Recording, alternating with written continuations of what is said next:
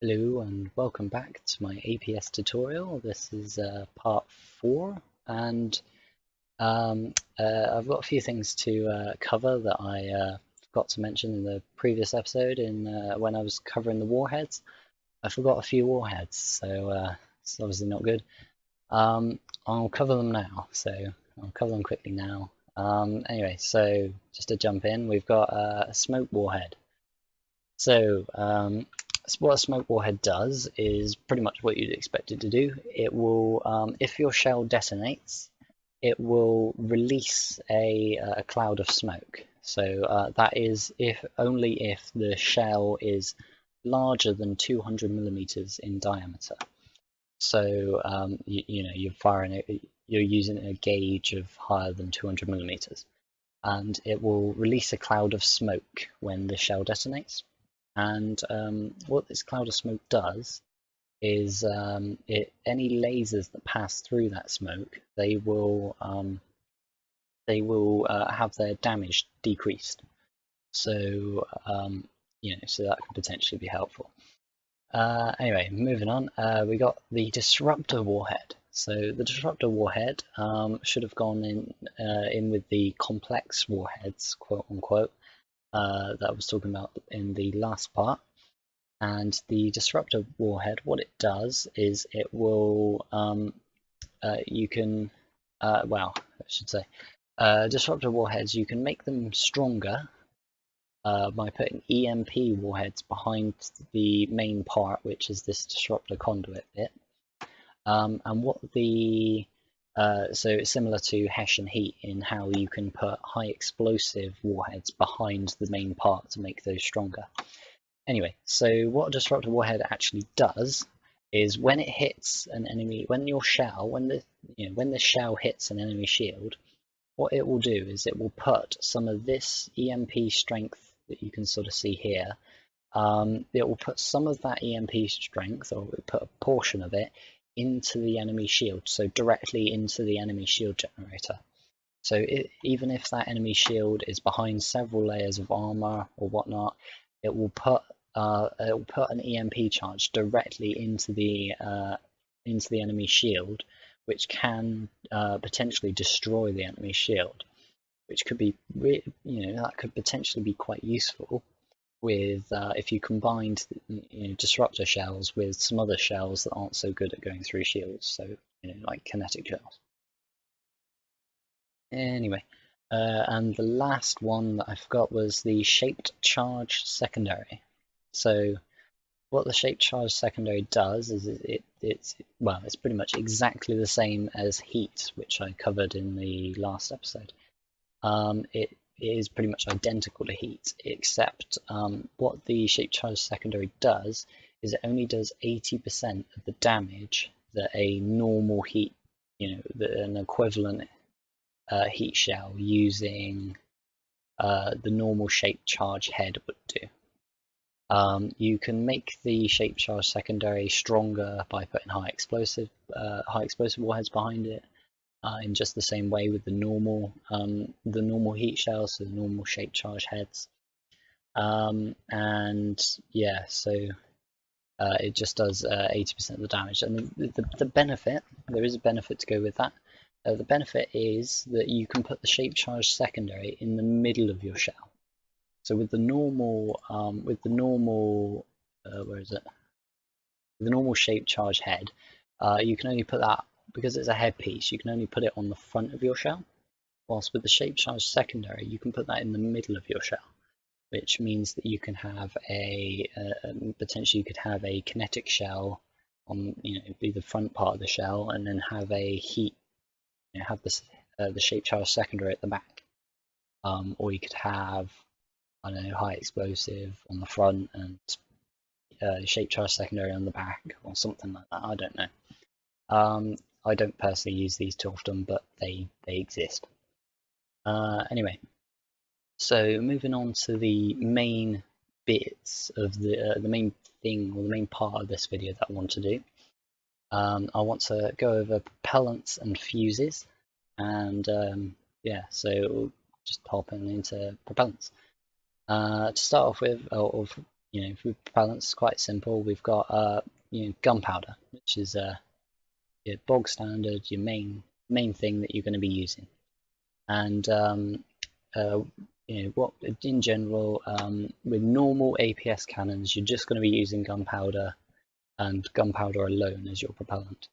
In general, the more gunpowder you have, the faster your shell. So you make your shell faster by adding more gunpowder. And also, to go along with that, the more gunpowder you have, the longer it takes for your gun, for the cooldown time on your gun. The other propellant, the only other propellant in the casings tab here, is the railgun casing, which is this one here. And what the railgun casing, what it does is it works with, or it's meant to work with the railguns. And I don't want to go too much into depth into what this or how this functions. But it doesn't do anything for a gun that isn't a railgun. So I wouldn't use these unless you're building a railgun. Anyway, so you just want to stick with gunpowder. Yeah, so moving on, I want to talk about the fuses, the various fuses in the game. So I've laid out the fuses here in a row, and I've sort of put them in an order of most useful to least useful. Most useful being up this end, least useful being all the way down there. So, and that's just in general, in my opinion. Yeah, to start with, we've got the inertial fuse, which is, in my opinion, the most useful fuse in the game. So the inertial fuse, this thing here, what it does is if you put this on your shell and your shell experiences a change in angle, whatever that may be, so it either bounces off water, or it bounces off an enemy shield, or it ricochets off of the enemy's armor, then the angle of the shell will have changed. So the direction that the shell is going would have changed. And if that direction has changed enough, then it could set off an inertial fuse. And if you set off the inertial fuse, it will cause the shell to detonate. So you can, potentially you can have a shell that once it hits an enemy shield, it detonates on the shield rather than bouncing off and doing no damage. In the inertial fuse, you can you've got a setting, a customizable setting here. You can change the angle tolerance. So if you set this angle tolerance to 0, it will detonate the shell if the angle of the shell changes in any way, shape, or form. And it will set off the shell immediately. Whilst if you put this to any value larger than 0, then there will be some sort of some tolerance to the angle that the shell has to change by before the shell detonates. Yeah, so that's it for the inertial fuse. Moving on to the timed fuse. With the timed fuse, it pretty much does as you'd expect. You can set a particular time, and the shell will explode after this amount of time from leaving the barrel of your gun. That in of itself isn't very useful, but the timed fuse works with the laser targeter piece. And what the laser targeter will do is it will set the timed fuse in your shell. It will set it to a value that causes the shell to explode when it reaches the target. And with the laser targeter, you can set an offset time, which is this top one here. You can set an offset time. You can either set it to more than or less than. So you can set negative or positive. And that there will cause the timed fuse to either go off before it reaches the target or after it reaches the target, which could be potentially really useful for, say if you've got you're firing like flak shells or something at an enemy aircraft that's really difficult to hit. You could use timed fuses to make the shells detonate even if they miss the target. So you could potentially end up hitting the target without actually having to hit the target directly. So that can be really useful. Anyway, next one, we got pen-depth fuses. So pen-depth, pen-depth's an interesting one because it actually changes how your shell works, as well as being a fuse. So normally, if you put a pen-depth fuse on a kinetic shell, well, what a kinetic shell will do normally without a pen-depth fuse is when it hits an opponent, it will impart all of its kinetic damage into the side of the opponent. Whilst if you put on a pen-depth fuse, what it will make the shell do instead is the shell will go into the opponent, as opposed to just imparting all its kinetic damage on the side of the opponent. So by putting the pen-depth fuse on, the shell will actually go into the opponent,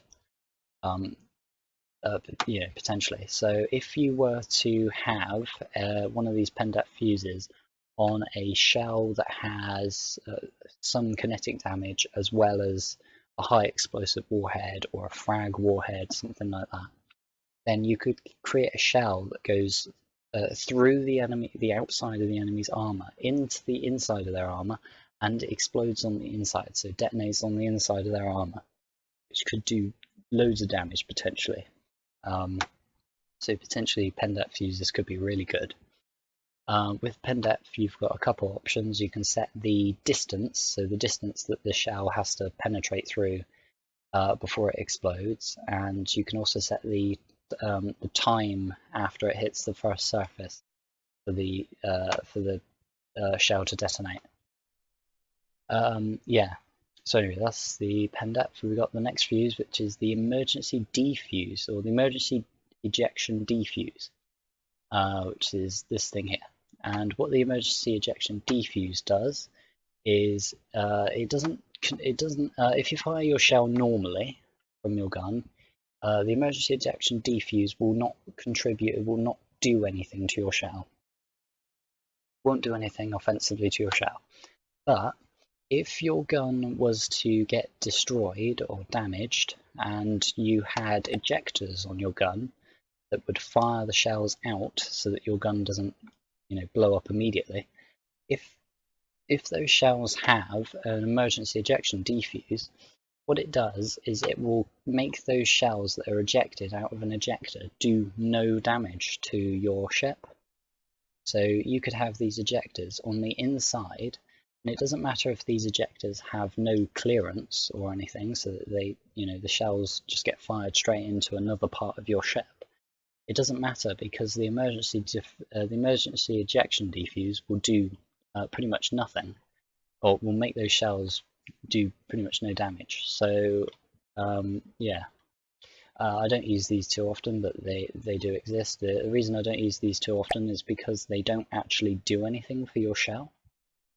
So if your gun does not get blown up, the emergency ejection defuse doesn't actually contribute to your gun in any way, shape, or form. Moving on, we got the altitude fuse, which is what the altitude fuse does is it lets you set a particular altitude for your shell to explode at. So if I go on the altitude fuse here, you've got an explode above this particular altitude and explode below this particular altitude. So you can set you can potentially fire a shell and it'll explode at a particular altitude that you've set. And very similar to the timed fuse, you can set the altitude fuse using a laser targeter. What the laser targeter will do is it will make the altitude fuse, it will set the altitude fuse to the altitude of the target. So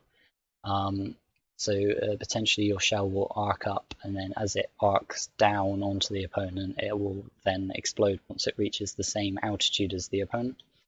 You can also set an offset, like you can with timed fuses, make it explode above or below the altitude of the target.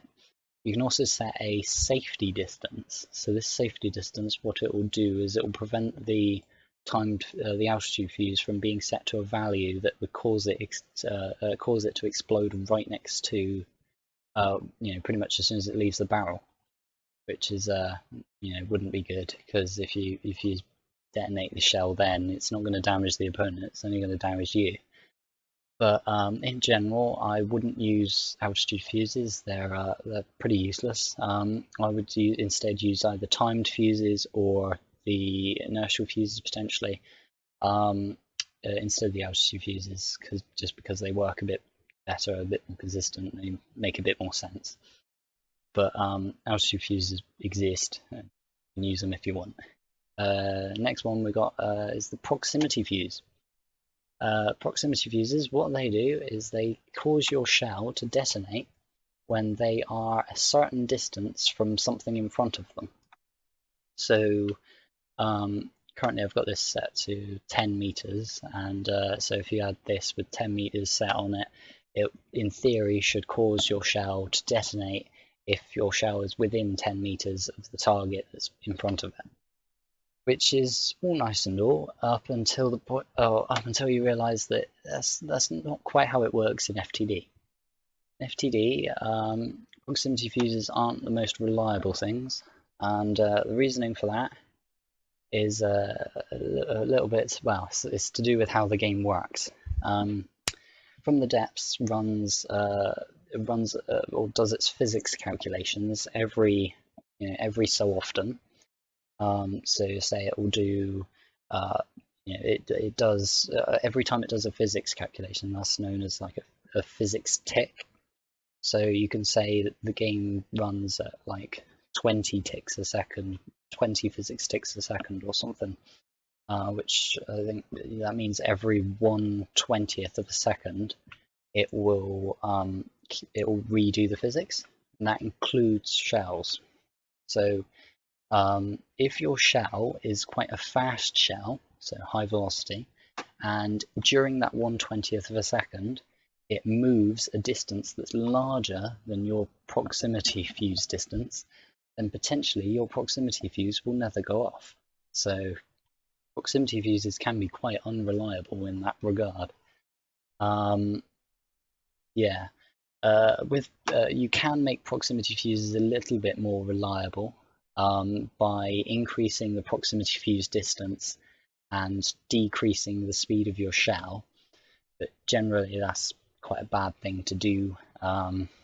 In general, I wouldn't use the proximity fuses, or at least not use them like that. Proximity fuses also have quite an interesting interaction with graviton rams, which I'll go over when we get to graviton rams, which is an incredibly buggy interaction between those two. But yeah, so for the most part, I'd put proximity fuses as the least useful fuse if you don't include the potential uses with graviton rams. But anyway, so yeah, so that's all I wanted to cover in this video. In the next video, I want to go over the rear parts of the shell, and I may cover the other miscellaneous parts that I've not talked about that don't really fit in any of the categories. I might do that in the next video, or I might give it its own separate video, who knows. But anyway, yeah, so thank you for watching this video, and cheerio.